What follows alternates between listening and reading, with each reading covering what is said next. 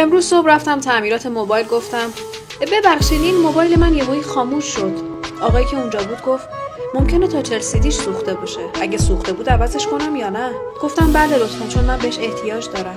گفت خب 3-4 ساعت دیگه بیاین تحویل بگیرین. با خودم گفتم 4-5 تومانی افتادم تو خرج. بعدش رفتم گوشیمو سالم تحویل گرفتم. گفتم خب هزینه‌اش چقدر میشه؟ گفت هیچی، چیز مهمی نبود، فقط فلتش شل شده بود، سفتش کردم، همین. تشکر کردم و اومدم بیرون. نشستم تو ماشین، ولی خب دلم طاقت نمی آورد.